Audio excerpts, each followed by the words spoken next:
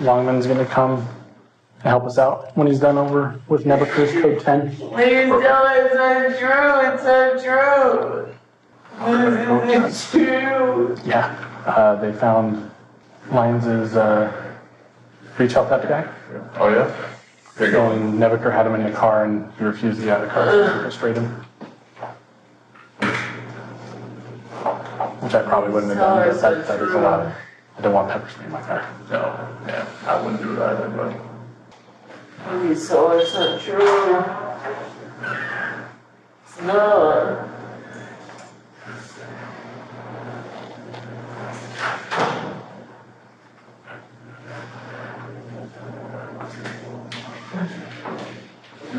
He's just trying to pick up his headphones. It's not true. I'm impressed. I am not that limber. Please tell me it's not that true. You said what? I did it. I'm not sure those headphones will do you any good without your phone nearby. It'll be criminal. Or DUI, I have a DUI option on there. Fuck. What you listening to? My listeners playing. Oh, what are you listening to? You got some music playing? Mm-hmm. Oh.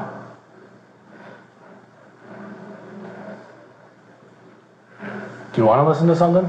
Yeah. What kind of music do you listen to? Whatever. Whatever? I got some music on my phone we can listen to. Just talk to her. No, not right now.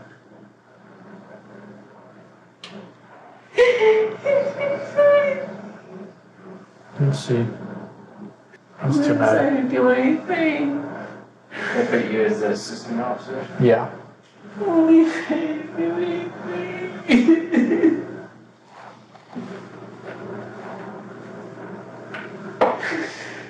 Please, I didn't do anything. Okay, thanks, yeah. You don't understand. She's being. You don't understand. What's the, never mind, I got it.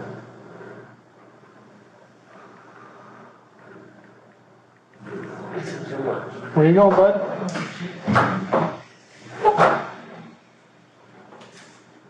You can take a nap if you want. You alright?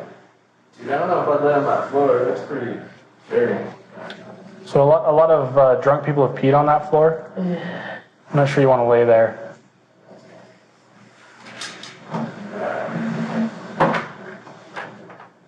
Do you need medical attention? Yeah. What for? Heart hurts. Your heart hurts? Yeah, it hurts. 411.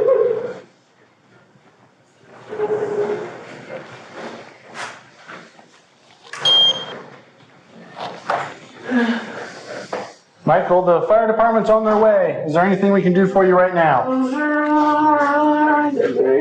What? No, sir, I think. No, sir? Okay. What's going on? I see 3. You see 3? 3 what? I'm breathing. Okay, well, let's sit up, and that'll help you breathe a little bit better, okay? Okay. Sit up on your butt, all right? I can't. You gotta help me. Sit right there, okay?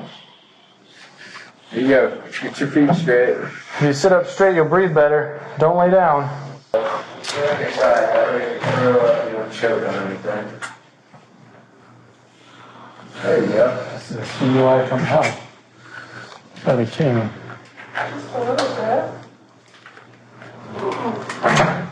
Does it help when you lay down like that? Michael? Talk, you can breathe. You feel better laying down like that? No. I'm gonna tell you right now, Keep you on your side. if you're faking anything, it's not gonna get you out of the DUI. You'll still be arrested for DUI. Okay. I'm just letting you know that. Alright? I don't know what he's saying. Am I on my side or my back?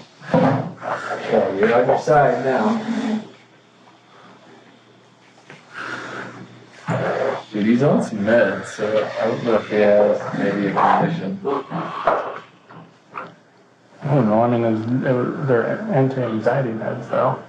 It's not like Caesar medication or anything like that. Do you feel better when you lay on your stomach like that? Yeah. It does feel better? Okay. Let us know if you need help sitting up. We'll bring them in here.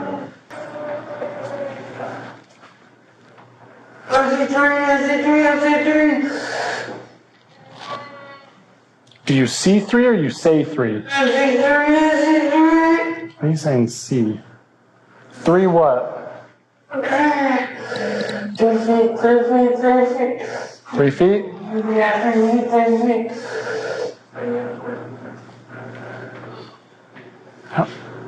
How many now? Is it still 3 or is it just 1? I don't know how this works.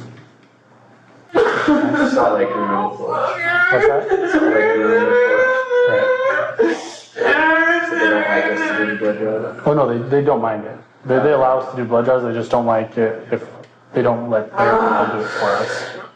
Like their nurses. Like that.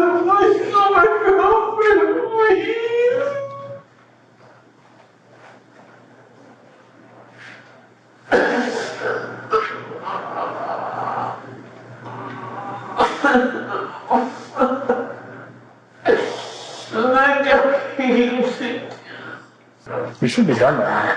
He should be home with his girlfriend, but... Do you need to sit up, Michael? Let's have you sit up, alright? Okay. Bring your knees up to your chest. Knees up to your chest. Or that.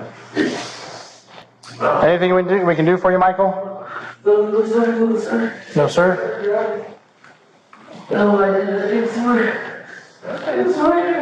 Just checking. Want to be able to let the fire department know what they're doing.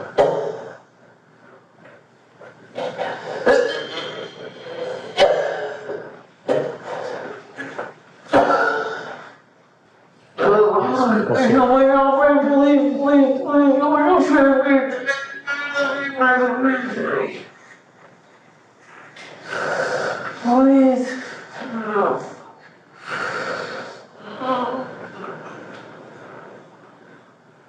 So he found out it was going to be a felony DUI. Yeah. And he just Arthritis or whatever you said? yeah, incarcerated, exactly. He just That's a kind good one. of flopped over, fell on the ground, and said his heart hurts. Good. We sat him up a couple times, but then he just kept flipping over to his stomach. Said it felt better. So Alright. We just let the rest work for a minute. Okay. Keep going. That's you got right here. actually, Yes, it is. What's up, man? Hey. Can you sit up? I can sit up. Can't you sit up? I'm C3. Is he drunk or? he took a couple cold. I took 4 clubs and He says two, or Okay, what's your name? My name is Michael Chad Breinholt. Well, you want to just pick me up? I get lost with my fake Well, name. that's fair. I get lost with my Oh, you gave them a fake name? So you're gonna give us a real name? what? Hey man, we can't help you if you don't sit up and hold still. Did you No, bullshit, dude. Sit down. Uh-oh. Hey, yeah, I'm C3 boots. I'm C3 boots. Well, there's about 10 in the here. doorway. Look, man, we're just gonna You guys take the got vitals. Yeah, it's So the more you breathe like that, the worse it's gonna be, man. I think you know that. Just relax. Slow your breathing down. that's it. Okay. That's all we need. Well, have a good night. Music to my ears. Nothing medically wrong with you. Thanks, guys. Sorry we couldn't Appreciate do more it. help. Have a good evening. No, you did great. Have a good night. Everything we needed. Yeah, it is. Thanks, guys. Please. All right, have fun. We'll see ya.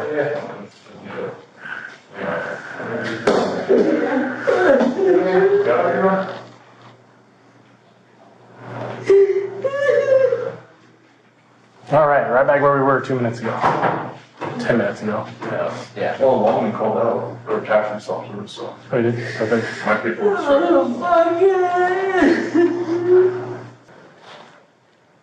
I talked to her on the phone and she said that he just came to pick up the kid and that he left. She never said anything about a broken window. That's bullshit. I didn't do anything. Okay, well, I'm not showing up because I'm going to be on this for another hour, so.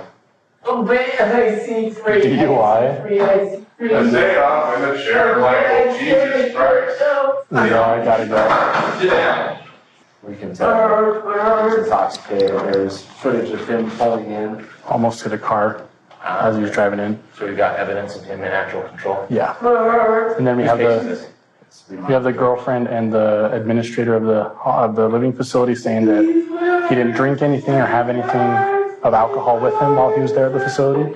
So anything he ingested was while or before he was driving. Unless it's the Gatorade bottle. It says that Gatorade, but it's not. It's Gatorade. Yeah, and then I have the video of him driving the car into the parking spot, almost hitting that other car. So when he went straight from the car into the facility? No, girlfriend came out to the car, and then they got in a little bit of an argument. She told him to leave, and then she went back inside, and he followed her inside. They kicked him out and called us. Yeah, she took the keys.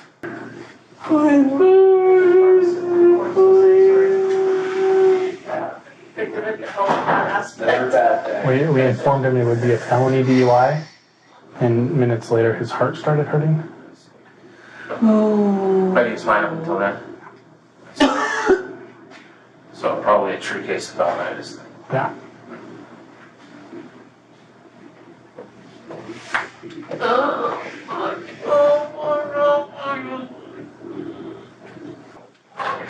So, yeah, what's the time lapse that he was outside the car? About 30 minutes. About 30 minutes? Yeah. Was he in the presence of someone that whole time? He was with the girlfriend and the administrator the whole time. Got out of the car, was it in the whole time? Do we have statements from him and say, smell alcohol? She said, she told me that she said she could smell the odor of alcohol. That he had told her he took a lot of, well, I don't know, and that she took the keys away from him because he almost hit that car while parking. Did she observe that? Yeah. Okay. And then she said she smelled the odor of alcohol, and that's why she took the keys away. And then they were working the whole time with each other. Yeah. No alcohol, no pills, and we'll just need to get the We'll need statements to to say all the that statements, stuff. yeah. So that's going to be our anchor to make sure we fill that gap, right? Yeah. Okay.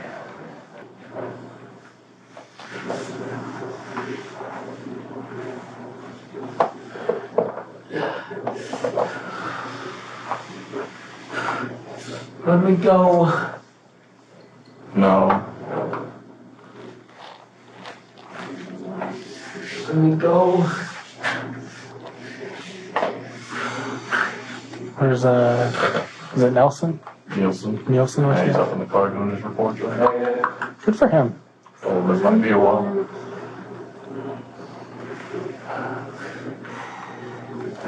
It is warm in here. A little bit. Depends on how to do this. This is a lady. I want to go to uni. Uni? Yeah. Well, maybe So, you can go to uni after Michael? jail. Let me tell you this right now, okay? I'm not gonna sit here all night and play games with you. You've already wasted our fire department's time by having them come out for some bullshit, okay? Okay. I'm not taking you to uni, I'm taking you to jail. That's where you're going, okay? So, cut the bullshit. I want to go to uni. No, you're not going. You're going to jail. Why take me to jail? Okay? That's where we're gonna go. Fine, let's go. Okay. We got some business to conduct here first. It's gonna take about an hour. Take me to jail then. It's gonna take about an hour for us to do our business. And that's on you. That's on you because you didn't want to play nicely with us. Now we gotta go. I do want to play No. nicely with you. No, if you did, you would have blown into the breathalyzer. Okay, if I blow the breathalyzer, you'll take me to uni. We're beyond that now. Because when you Okay, refuse, yeah, so it's Okay, gonna then. be so it's gonna be about an hour. Okay? So just hang tight. Let me blow the breathalyzer and take me to uni. And I'll cooperate. First of all, you're not going to uni, you're going to jail. Nothing's gonna change that, okay? Second of all, we're beyond your cooperation because you already decided you didn't wanna cooperate. No, I Okay. didn't. No, I didn't. So we're not gonna play that game. No, I didn't. We'll request a warrant from the judge, and if the judge approves that warrant, we'll draw your blood. Once we have your blood, we'll take you to jail. You understand No, that? I didn't. That's what's gonna happen. Then let me cooperate. We'll be. Take me to uni. I'm not taking you. You can ask me all night long, and that ain't gonna happen. We gotta go check on him, which means he's gonna go sit in his car with his camera off and look at Facebook until we're ready for him. Facebook, devil. Trying to find out. He's back. Hey, if you destroy that, we're gonna charge you with destroying it, and that's a pretty pricey machine. Oh, he already did. He bit through it. Yeah, he straight up bit through the cord. Why would you bite through the cord? That's destruction of police property, dude. Come on now. Well, let me go. I didn't do anything. So you're gonna bite our power cords? You trying to get electrocuted? Is that what's going on? Oh. No. So that's not a way to do it. That just hurt for a second. Yeah, he straight up bit through it. Jeez, dude. You don't let me do anything. Oh, sorry. Do I need to bring you like a Nintendo XDS or something like that? No, I didn't do anything. Let's move the cord over here. Move the freshly contaminated cord over this way. So that Jaws here doesn't. You can do anything. And I think I refer to the PBT, then you can do the PBT. Okay. Don't abbreviate it. Hey! INTOXILYZER.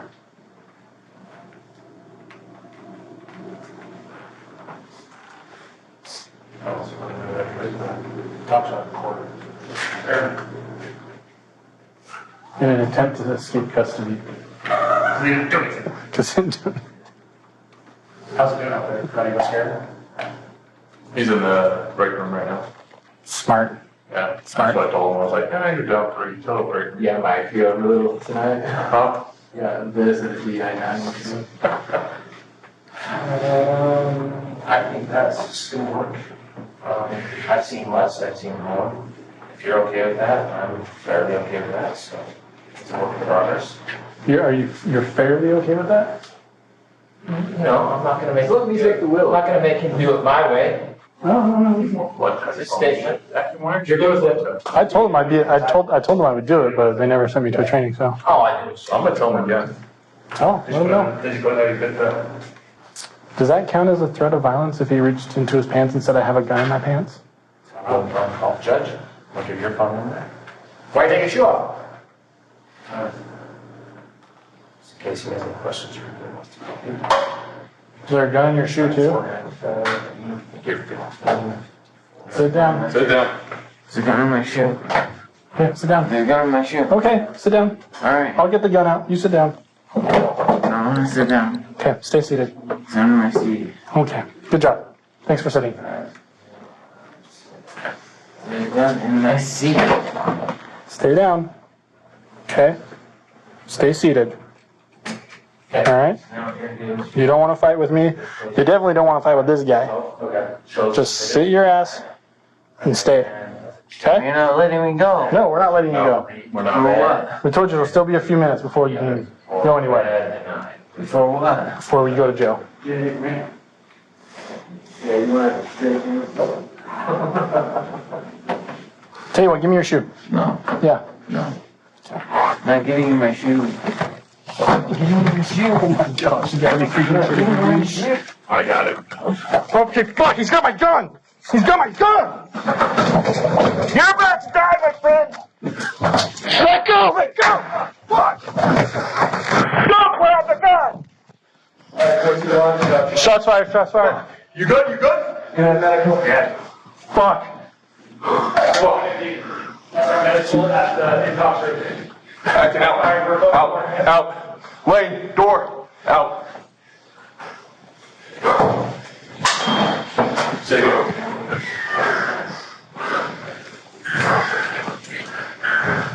Acting, you good? Yeah, I'm good. All right.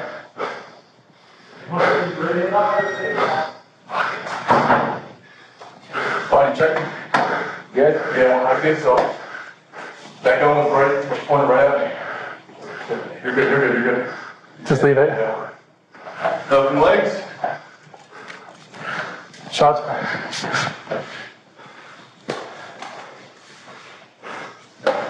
You good? Yep.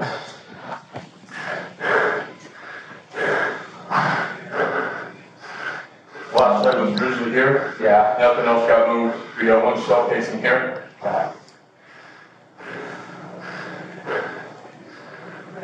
Anatomy of an arrest. The Michael Chad Breinholt interrogation. Foreword. The analyst's perspective. The provided transcript captures a raw, escalating confrontation between law enforcement officers and a subject, Michael Chad Breinholt, following a DUI arrest. This document is more than a simple record of dialogue. It is a case study in psychological manipulation, the procedural challenges of policing, and the volatile unpredictability of a human being under extreme duress compounded by intoxication. My role here is to deconstruct and reconstruct these events. This analysis will not merely summarize, but will instead build a comprehensive narrative. We will move beyond the bare words on the page to explore the unspoken tension, the internal monologues of the participants, and the environmental factors at play. We will flesh out the skeletal transcript into a fully realized story, creatively interpreting the moments between the lines to understand the why behind the what. The objective is to create a piece that is both analytical and narrative, examining the incident from multiple perspectives. The suspect, whose reality is warping under the influence of substances and fear, and the officers, who must navigate this chaotic landscape with a mixture of training, patience, and controlled force. We will adhere strictly to the core events of the transcript while using creative license to fill the narrative space, building a story that is both compelling and insightful, all while remaining within the bounds of responsible storytelling. Chapter 1. The Antechamber of Consequences. The air in the police station's processing area was thick with the sterile, impersonal scent of industrial cleaner and the faint underlying aroma of stale coffee. It was an atmosphere designed for function over comfort, a place where lives pivoted on paperwork and procedure.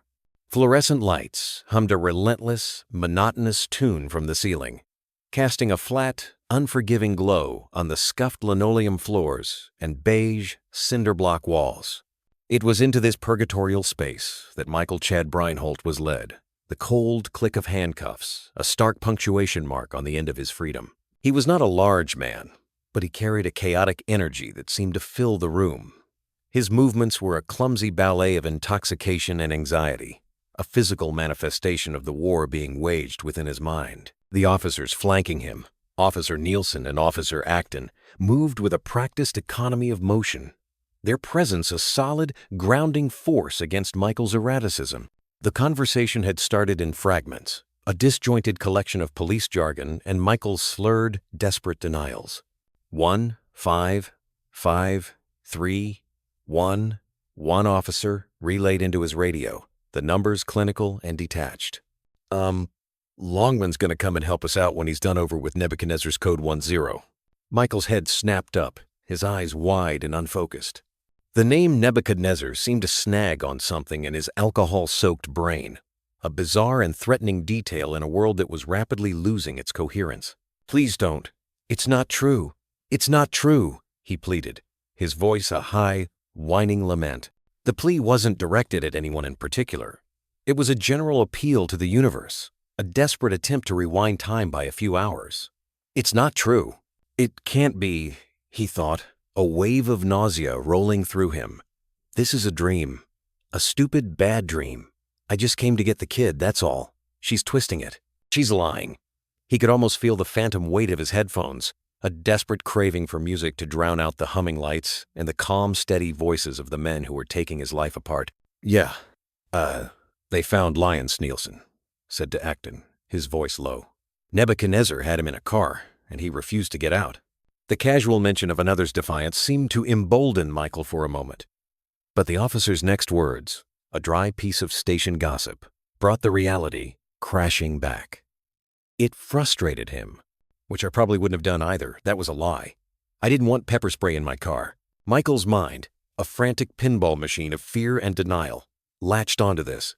They were talking about violence, about pain. The abstract concept of jail was terrifying, but the immediate physical threat of pepper spray was something he could grasp. "Please tell us it's not true," he cried again, his voice cracking. "It's not!" He stumbled, a faint attempt to retrieve something, a distraction. He's just trying to pick up his headphones. "I did it," he mumbled, a sudden, fleeting confession that was immediately swallowed by another wave of denial. He collapsed slightly, a dead weight against the officer's grip. "Fuck." The simple request that followed was that of a child. "Can I listen to something?" "No," Acton replied, his voice firm but not unkind. The finality of the single word was like a door slamming shut. Michael's brief surge of defiance sputtered out, replaced by a sullen, petulant resignation. "Whatever, I don't care," he slurred, turning his head away. The officers guided him toward a simple metal bench bolted to the wall. He slumped onto it, a puppet with its strings cut. He looked at the floor, a landscape of scuff marks and forgotten dirt, and felt a profound, bottomless exhaustion. He wanted to sleep. He wanted to nap right here and wake up in his own bed. The events of the evening nothing more than a fading nightmare. "You can take a nap if you want," Nielsen offered, misinterpreting his silence for compliance. "You all right?" Michael didn't answer. He slowly, deliberately, began to slide off the bench, his body folding until he was lying on the floor. "Dude, I don't know if I'd lay on that floor," Acton commented, a note of genuine distaste in his voice. "That's pretty shady." But Michael was already there, the cold of the linoleum seeping through his clothes. He curled into a semi-fetal position. This was his first gambit. Not a plan, really, but an instinct. The instinct of a cornered animal. Play dead. Play sick. Be a problem that someone else has to solve. "Heart hurts," he whispered to the floor. It was a lie. Or it was a lie that was trying to become true. His heart was certainly pounding, a frantic drum against his ribs, but it was the panic of his situation, not a medical crisis. Yet, as he spoke the words, he focused on the sensation, trying to will it into a genuine, undeniable symptom. "Yeah, it hurts." Chapter 2. The Theater of Affliction. Acton crouched down, his professional demeanor kicking in. "Are you okay?" The question was an invitation. It was the opening Michael's desperate mind had been searching for. He escalated his performance, his breathing becoming shallow and ragged. "No, sir, I don't want to see 3, he gasped, his eyes squeezed shut. "No, sir, I can't take it. No, sir." "I see 3, he moaned. Nielsen exchanged a look with Acton. It was a familiar look, one they had shared over a dozen times in similar rooms with different people. It was a look of weary skepticism mixed with a mandated duty of care. They couldn't ignore it, no matter how transparent the ploy seemed. "3 what?" Nielsen asked, his voice betraying a sliver of impatience. "I can't breathe," Michael wheezed, the words catching in his throat. This was the trigger phrase, "I can't breathe." It didn't matter if it was real or feigned, it demanded a response. The specter of a medical emergency in custody was a liability no officer could afford to ignore. "I'll help you breathe a little bit better, okay?" Acton said, his tone shifting to one of practiced calm. He and Nielsen took Michael by the arms, lifting him into a sitting position on the floor. "Sit up on your butt, all right? If you sit up straight, you'll breathe better. Don't lay down." Michael's body was limp, a dead weight they had to prop up. "This isn't working," a frantic voice screamed in his head. "They're not buying it. They think I'm faking. I have to make them believe." He let out a low groan. "That's the stimuli from hell. That'll kill you." The phrase was oddly specific, a piece of medical-sounding jargon he must have picked up somewhere, now deployed as a weapon of supposed authenticity. "Does it help when you lay down like that?" Nielsen asked, his voice a level, analytical probe. "Michael, do you feel better laying down like that?" When Michael only groaned in response, Nielsen's patience frayed. The time for gentle handling was over. It was time for a dose of reality. "I'm going to tell you right now," he said, his voice dropping, losing its sympathetic edge. "If you're faking anything, it's not going to get you out of the DUI. You'll still be arrested for DUI. I'm just letting you know that. All right?" The words hit Michael like a splash of cold water, but he was too committed to the act to back down now. He simply flopped onto his side, then over onto his stomach, his face pressed against the cool, dirty floor. He heard the officers discussing him as if he were an inanimate object, a piece of problematic evidence. "Dude, he's on some meds," one said. "So I don't know if he has maybe a condition. I don't know. I mean, they're anti-anxiety meds, though. It's not like seizure medication or anything like that." Michael felt a small flicker of hope. They were considering it. The seed of doubt had been planted. "Do you feel better when you lay on your stomach like that?" Acton asked again. "It does feel better," Michael mumbled into the floor, his voice muffled. "Okay, let us know if you need help sitting up." The decision was made. They had to call it in. The potential liability outweighed the near certainty that this was a performance. As Nielsen got on the radio to request paramedics, Michael felt a surge of triumphant relief. He had bought himself time. He had changed the narrative. He was no longer a common drunk driver. He was a medical case, a victim. The wait for the fire department was a strange limbo. Michael remained on the floor, occasionally letting out a soft moan or a gasp. The officers kept their distance, watching him, their conversation a low murmur in the background. They talked about blood draws, about hospital procedures, about the girlfriend who was the key to their case. "She took the keys," Nielsen recounted for another officer who had arrived. "We informed him it would be a felony DUI, and minutes later his heart started hurting. So probably a true case of incarceritis." The cynical term, incarceritis, a mock diagnosis for inmates feigning illness to avoid jail, hung in the air. Michael heard it, and it stung more than any accusation. They saw right through him. But it didn't matter. The paramedics were on their way. He just had to hold out a little longer. When the firefighters arrived, their heavy boots echoing in the hallway, they brought with them an air of no-nonsense efficiency. They were not police. Their job was not to determine guilt or innocence, but to assess a patient. They knelt beside Michael, their voices calm and professional. "What's up, man?" "Hey, can you sit up?" With a theatrical groan, Michael allowed them to help him up. "I'm C3. I'm C3, he chanted, a nonsensical mantra. "I took Foreglow, and they took his vitals, the beep of the blood pressure cuff, a steady, rhythmic counterpoint to his ragged breathing. He answered their questions with a mixture of slurred words and dramatic gasps. He told them he saw 3 boots in the doorway, a symptom he hoped sounded alarming. "Look, man, we're just going to do some vitals," one of the paramedics said, his patience clearly wearing thin. "The more you breathe like that, the worse it's going to be, man. I think you know that. Just relax. Slow your breathing down." The examination was brief and efficient. Within minutes, the lead paramedic stood up, stripping off his rubber gloves. He turned to Nielsen. "That's it? That's all we need?" Nielsen asked. The paramedic's response was the nail in the coffin of Michael's medical gambit. Music to my ears. "Nothing medically wrong with you." "Thanks, guys," Nielsen said, a note of grim satisfaction in his voice. As the firefighters packed their equipment and left, the room fell silent again. The air, which had been briefly charged with the energy of the medical response, now felt heavy and stagnant. Michael was left sitting on the floor, exposed and defeated. His best card had been played, and it had failed. "All right," Nielsen said, his voice devoid of any remaining sympathy. "Right back where we were 10 minutes ago."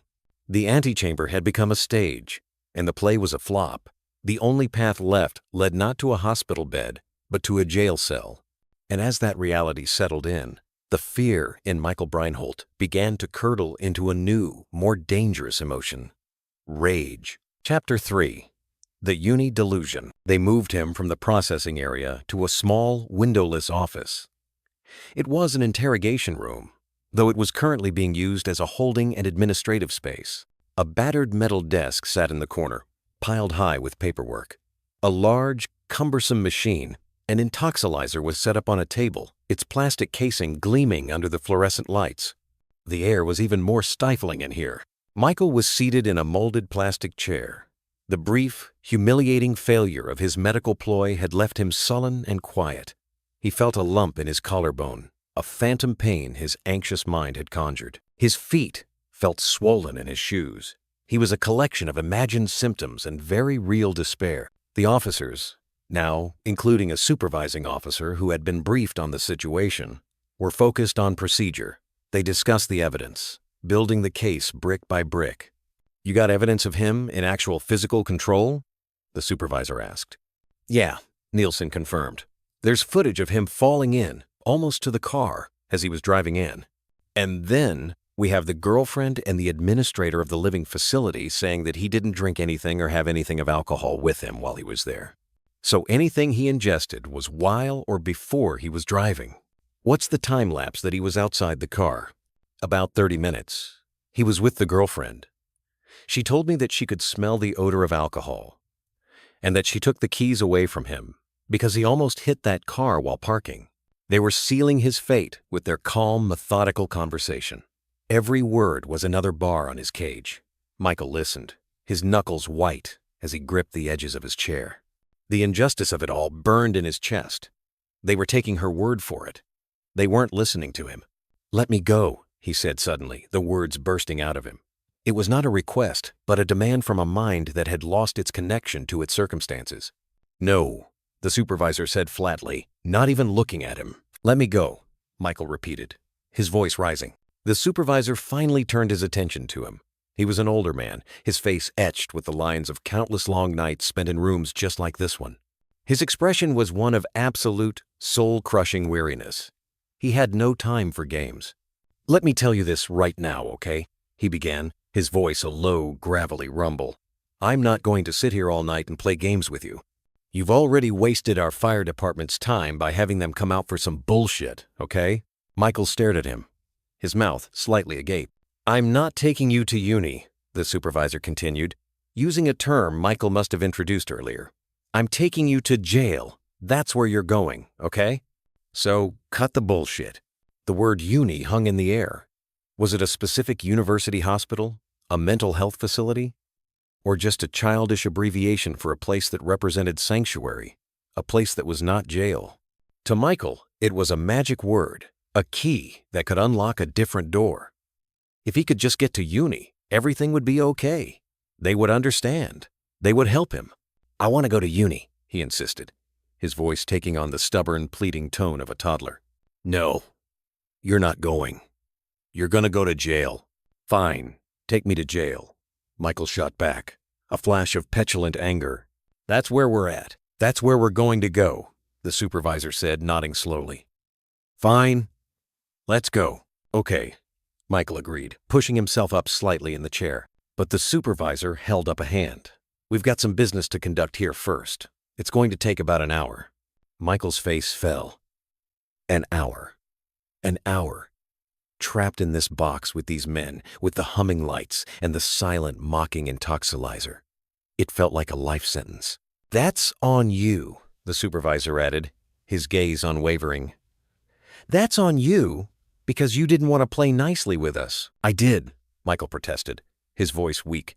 "I do want to play nicely with you." "Well, if you did, you would have blown into the breathalyzer." A new path, a new possibility, suddenly lit up in Michael's mind. A bargain. He saw an opportunity to trade compliance for his desired outcome. "Okay," he said, leaning forward eagerly. "If I blow into the breathalyzer, you're going to take me to uni." The supervisor sighed. A long, slow exhalation of pure exasperation. "We're beyond that now. Because when you refuse—" "Okay then," Michael said, slumping back, the brief hope extinguished. "Yeah, so it's going to be about an hour," the supervisor repeated. "Okay? So, stay tight." But Michael couldn't let it go. The bargain was still on the table in his mind. "Let me blow into the breathalyzer and take me to uni, and I'll cooperate."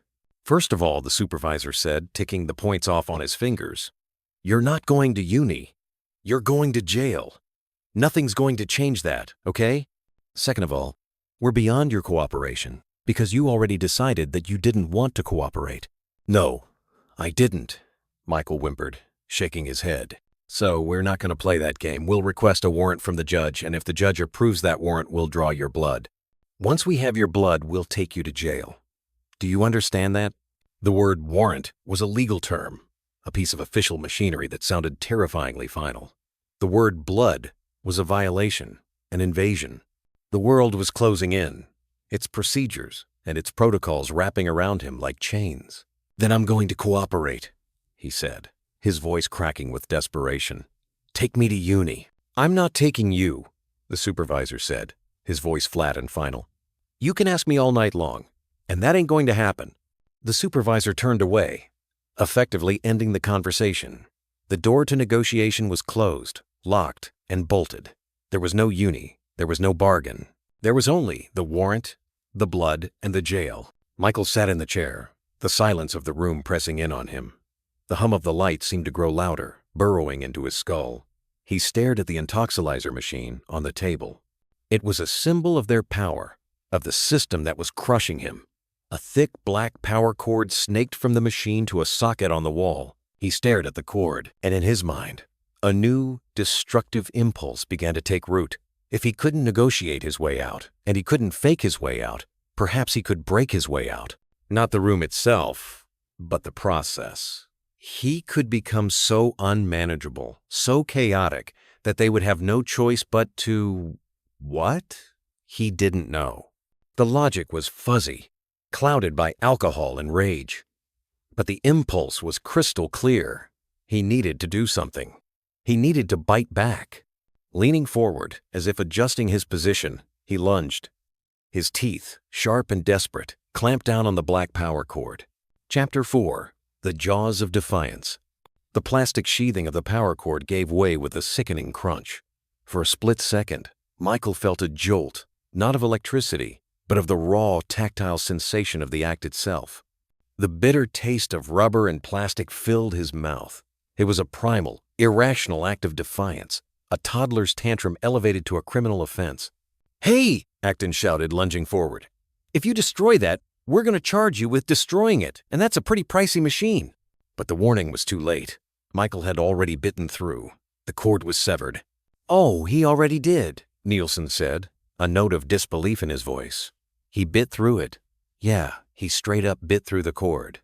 The supervisor stared at the dangling, freshly contaminated end of the wire, then at Michael, who was now leaning back in his chair, a strange look of manic satisfaction on his face. "Why would you bite through the cord?" the supervisor asked, the question a mix of genuine bewilderment and rhetorical frustration. "That's destruction of police property, dude. Come on now." "Well, let me go," Michael mumbled, spitting a piece of plastic onto the floor. "I didn't do anything." "So, you're gonna bite our power cords? You trying to get electrocuted? Is that what's going on?" "No," Michael said simply. The act had changed the energy in the room. The slow, grinding boredom of procedure had been shattered. Now, there was a new tension, a sense of unpredictability. Michael was no longer just a non-compliant DUI. He was actively destructive. He was escalating. Nielsen, with a dark sense of humor, referred to the now useless breathalyzer as the PBT. He made a note on his report. In an attempt to escape custody, the officers were now on high alert. Acton moved to stand closer to Michael's chair. A silent, imposing presence. The supervisor was on the phone, presumably updating the judge on the suspect's escalating behavior as part of the warrant request. Michael felt their eyes on him.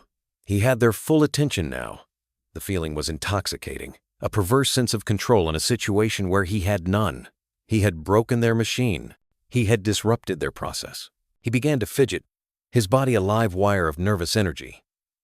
He started to pull at his shoe, fumbling with the laces. "Why are you taking your shoe off?" Acton asked, his voice sharp and suspicious. "Is there a gun in your shoe too?" The question was meant to be sarcastic, a rhetorical jab at Michael's absurdity. But in the fertile soil of Michael's unraveling mind, the sarcastic seed took root and blossomed into a new, terrifying idea. A gun. Of course, that was the answer. He looked up at Acton, his eyes gleaming with a strange, new light. The delusion, born of an officer's throwaway line, was now taking shape as his new reality. "Sit down," Acton commanded, seeing the shift in his expression. Michael paused his efforts with his shoe and looked around the room, as if searching for something. He patted his pants. He had to build the narrative. The idea wasn't fully formed yet, but he knew he had to plant the seeds of the threat. It started as a low mumble, a threat half swallowed, but the idea grew, and he remembered Acton's words. The shoe. The gun was in the shoe. He resumed tugging at the laces with a renewed, frantic energy. "Sit down," Acton repeated, his voice harder this time. Michael ignored him. He was in his own world now, a world where a simple sneaker held the key to his escape. He finally wrenched the shoe off his foot. He held it in his lap, cradling it like a precious, dangerous object. "There's a gun in my shoe," he announced to the room, his voice a low, conspiratorial whisper. "Okay, sit down," Acton said, his hand moving instinctively toward his service weapon. The game had changed. This was no longer about destruction of property. This was about a potential weapon. "There's a gun in my shoe," Michael repeated, louder this time, his voice filled with a bizarre conviction. "Okay, sit down." "All right," Acton said, trying to keep his voice calm, trying to de-escalate. "I'll get the gun out. You sit down." "I want to sit down," Michael said, but he made a move to stand. "Okay, stay seated," Acton ordered, pushing him gently but firmly back into the chair. Michael looked down at the empty chair beside him, then back at the officers. "There's a gun in my seat." "Okay, good job. Thanks for sitting," Acton said, playing along, trying to keep him grounded. "Stay down. Okay, stay seated. All right?" The supervisor ended his phone call, his attention now fully on the standoff unfolding in the small room. He moved to position himself near the door, cutting off any potential escape route.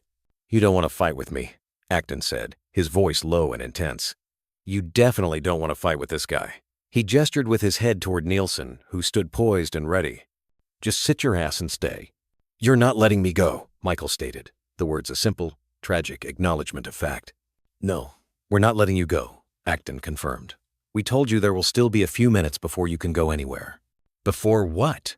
"Before we go to jail." The words seemed to be the final trigger, the last vestiges of hope for Uni, for a negotiated release, for anything other than a cell, vanished. All that was left was the delusion he had constructed in the last few minutes, the delusion of the gun, the delusion of power. "Tell you what," Acton said, changing tactics, deciding to confront the delusion head-on. "Give me your shoe." "No," Michael snarled, clutching the sneaker to his chest. "Yeah," Acton said, his voice leaving no room for argument. He reached for the shoe. "No, I'm not giving you my shoe," Michael yelled, twisting away. Acton was faster. His hand shot out and grabbed the shoe. For a moment, they were locked in a tense tug of war over a piece of worn-out footwear. Acton ripped it from Michael's grasp. "Give me my shoe," Michael screamed. "I got it," Acton said, stepping back. "Okay, fuck," Michael breathed, his eyes wide with a mixture of real and feigned terror. He looked at the supervisor, then at Nielsen. His voice rose to a panicked shriek. "He's got my gun! He's got my gun! You're about to die, my friend!" He lunged from the chair, and the room exploded into chaos. Chapter 5. Shots fired in a shoebox. The world narrowed to a blur of motion and sound. Michael's desperate lunge was not toward the door, but back toward Acton, back toward the gun. His mind, now fully submerged in the delusion, believed he had to retrieve his weapon. "Let go! Let go!" he screamed, clawing at Acton's arm. Acton, holding the shoe, tried to fend him off while maintaining his balance. Nielsen and the supervisor converged instantly, a practiced and overwhelming force. They slammed into Michael, driving him back toward the chair and down to the floor. It was a tangle of limbs and grunts of exertion. The plastic chair clattered to the ground. Michael, fueled by adrenaline and a potent cocktail of substances and desperation, fought with surprising strength. "Fuck!" he yelled, his voice strained with effort. In the midst of the struggle, his hand, which had been flailing wildly, suddenly shot out and seized Acton's service weapon, still holstered at his side. For one heart-stopping second, everything froze. Acton felt the solid, unmistakable shape of Michael's hand clamped over the grip of his pistol. The training, drilled into him over hundreds of hours, took over. He clamped his own hand down over Michael's, pinning the weapon in its holster. He twisted his body, using his weight and leverage to break Michael's grip. "Gun! Gun! Gun!" he shouted. The universally understood alert that an officer's weapon was compromised. The supervisor and Nielsen responded instantly. Their focus shifted from mere subjugation to disarming a lethal threat. The pressure on Michael intensified tenfold. Nielsen drove a knee into his side, while the supervisor worked to pry his arm away. "Don't put out the gun!" Michael screamed, a bizarre and nonsensical command in the chaos. He seemed to be ordering them not to draw the weapon he was simultaneously trying to steal. And then he yelled the words that would irrevocably seal his fate, words that transformed a chaotic arrest into a potential officer-involved shooting. Shots fired, shots fired. He wasn't reporting a fact. He was creating one. In his shattered reality, the gun had been drawn. A battle was underway. He was no longer a DUI suspect. He was a combatant. The officers, hearing the words "shots fired," experienced a surge of pure adrenaline. Even though they knew no shot had been discharged, the phrase itself is a trigger for maximum response. The struggle reached a new level of desperate intensity. "You good? You good?" Nielsen grunted to Acton, his voice tight with strain. "Fuck. Fuck. Fuck." Michael gasped from beneath the pile of bodies, the air being forced from his lungs. "Out. Wayne. Door. Out," the supervisor commanded, his voice the calm center of the storm, directing another officer named Wayne to secure the exit. "Acton, you good?" he asked again. "Yeah, I'm good. I'm good." Acton managed to reply, his focus entirely on keeping his weapon secure. He finally broke Michael's grip. The immediate threat was neutralized. They swiftly maneuvered Michael onto his stomach, pinning his arms behind his back. The sharp ratcheting sound of handcuffs being double-locked echoed in the sudden ringing silence that followed the explosion of violence. Michael lay limp on the floor, his face pressed against the linoleum, his chest heaving with ragged, sobbing breaths. The fight was gone, the delusion shattered by the overwhelming application of force. The officers slowly got to their feet, breathing heavily. They conducted a quick, professional check on each other. "Fine, check. Good?" "Yeah, I'm good." "So, back on the right. Point it right at me." Acton was checking his holster, ensuring his weapon was still secure. "You're good. You're good. Just leave it." They stood for a moment, the adrenaline slowly beginning to recede, leaving behind the cold, shaky aftermath. They looked at the man on the floor, the overturned chair, the severed power cord, and the lonely, innocuous sneaker that had been the catalyst for the entire violent episode. Michael, his face turned to the side, began to whisper the word, a desperate, defeated mantra. "No. No. No. No. No." The fight was over. The uni-delusion was dead. The theater of affliction had closed its curtains. All that remained was the cold, hard reality of the floor, the bite of the handcuffs, and the long, silent journey to the place he had fought so hard and so foolishly to avoid. The consequences had arrived. Anatomy of an arrest. The Michael Chad Breinholt interrogation. Forward. The analyst's perspective. What follows is not merely a report. It is a vivisection of a moment in time, a descent into the claustrophobic heart of a confrontation where reason frayed and reality fractured. The official transcript, a stark collection of words, provides the skeleton of the events that transpired in the sterile confines of a police station.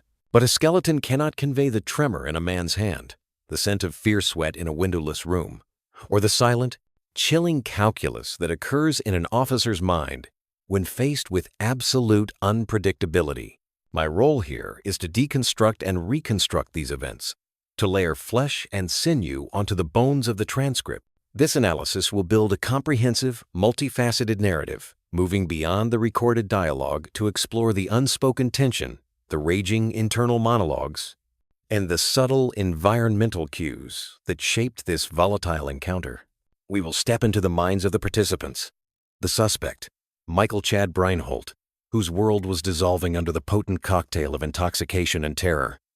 And the officers, men bound by procedure and training, forced to navigate a landscape of psychological warfare where every move could be a misstep into catastrophe. We will adhere strictly to the sequence and substance of the original incident. However, creative license will be employed to illuminate the spaces between the lines, to explore the why that underpins the what. This is a case study in psychological manipulation, systemic pressure, and the terrifying velocity with which a human being can come undone. It is an examination of a man's desperate, irrational battle against immovable consequences. A story that unfolds not in minutes, but in heartbeats. The objective is to create a piece that is at once analytical and deeply narrative, a compelling and insightful story born from the raw material of a desperate man's final, futile stand. Chapter 1. The Antechamber of Consequences. The threshold of the station was a membrane between two worlds. Outside, the night air was cool and filled with the mundane sounds of a city settling into itself, the distant sigh of traffic, the hum of streetlights.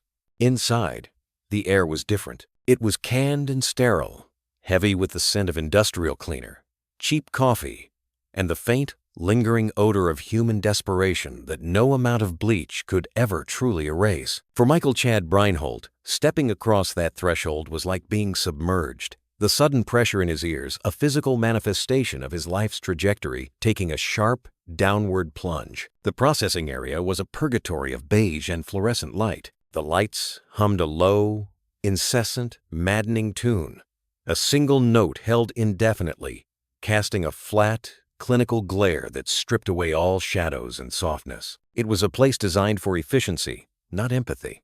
The linoleum floors, a sickly shade of yellow-gray, were a cartographer's map of past struggles, scuffed and scarred by the heels of countless officers, and the frantic, shuffling feet of men and women who had stood where Michael now stood. He was not a physically imposing man, but a chaotic energy radiated from him, a frantic vibration that made the sterile room feel crowded and small.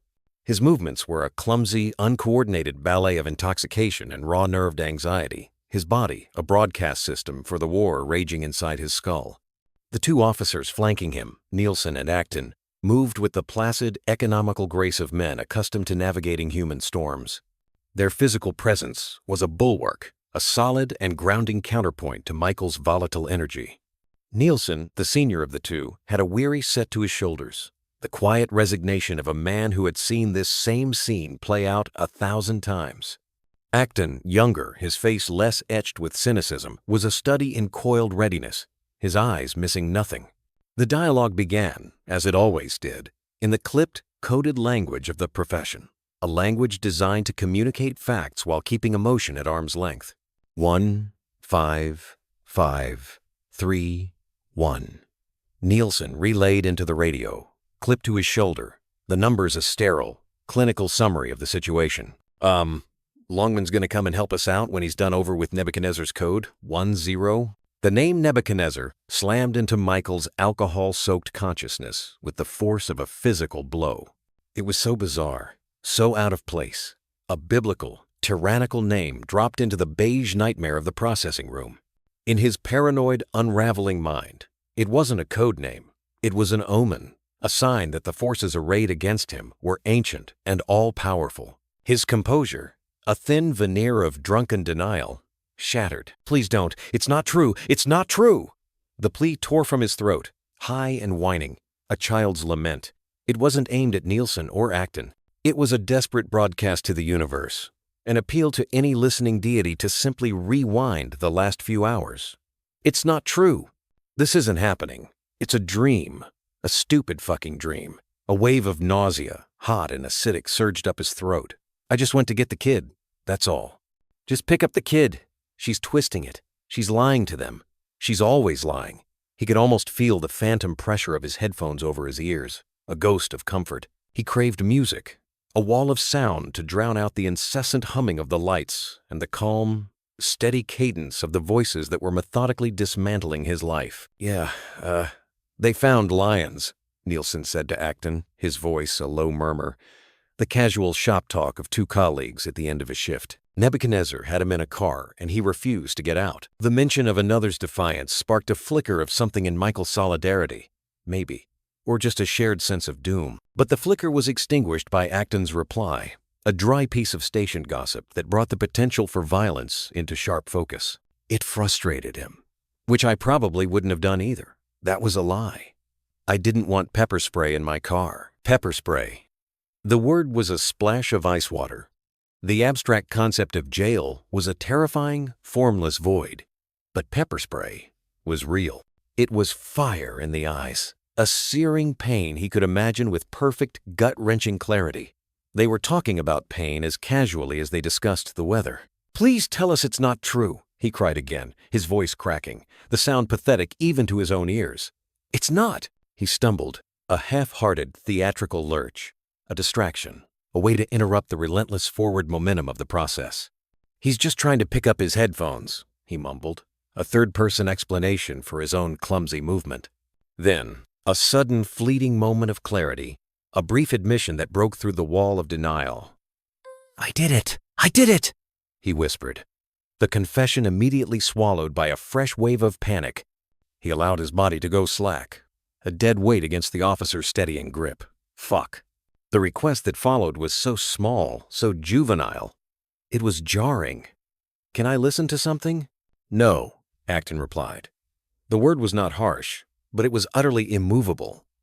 A solid wall of negation. The finality of it was absolute. The door on that possibility didn't just close, it ceased to exist. Michael's brief, sputtering surge of defiance died, replaced by a sullen, petulant resignation that was profoundly childish. "Whatever, I don't care," he slurred, turning his head away, refusing to meet their eyes.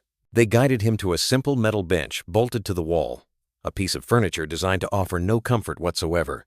He slumped onto it like a puppet whose strings had been severed. He stared down at the floor, at the abstract patterns of scuffs and forgotten grime, and felt a weariness so profound it felt like a physical weight pressing him down, crushing the air from his lungs. He wanted to sleep for 1,000 years. He wanted to curl up on this cold, filthy floor and wake up in his own bed. The entire evening nothing more than the fading residue of a nightmare. "You can take a nap if you want," Nielsen offered, his voice laced with a professional detachment that could be misinterpreted as kindness. "You all right?" Michael didn't respond. The question was too vast, too complex. Am I all right? He was the furthest thing from all right that he had ever been. Instead of answering, he began a slow, deliberate slide from the bench. It was a conscious decision, an act of passive resistance. His body folded, boneless and compliant, until he was lying on the cold linoleum. "Dude, I don't know if I'd lay on that floor," Acton commented, a note of genuine revulsion in his voice. That's pretty shady. But Michael was already there. The profound cold of the floor seeped through the thin fabric of his clothes. A chilling embrace. He curled into a semi-fetal position, his knees drawn towards his chest. This was his first gambit. It wasn't a plan, not in the true sense of the word. It was a primal instinct, the last resort of a cornered animal. Play dead. Play sick. Make yourself a problem. Make yourself a piece of medical paperwork instead of a criminal file. He pressed his cheek against the gritty floor and whispered the first line of his new script. "Heart hurts." It was a lie. Or, it was a lie that was desperately trying to will itself into truth. His heart was indeed hammering against his ribs, a frantic, terrified drum solo. But it was the rhythm of panic, not a medical emergency. Yet, as the words left his lips, he focused on the sensation, concentrating all his energy on the frantic beating, trying to transform the feeling of fear into a symptom of genuine, undeniable physical distress. He was no longer Michael Breinholt, DUI suspect. He was now a man on the verge of a medical crisis. He had to be. "Yeah," he gasped, committing to the role. "It hurts." Chapter 2. The Theater of Affliction. The air in the room shifted. A new variable had been introduced. Acton, the younger officer, crouched down, his movements fluid and cautious. His training dictated his response. A subject in custody complaining of chest pains, no matter the context, could not be ignored. The potential liability was a specter that haunted every officer's career. "Are you okay?" Acton's voice was professional, betraying none of the skepticism that was almost certainly churning beneath the surface. The question was not just a question. It was a stage cue. It was the opening Michael's frantic, improvisational mind had been praying for. He seized it, escalating his performance with the desperation of a bad actor convinced that sheer volume can substitute for talent. His breathing, which had been heavy, now became a series of shallow, ragged gasps. "No, sir. I don't want to see 3. He wheezed, squeezing his eyes shut to block out the unforgiving fluorescent lights. The number was arbitrary.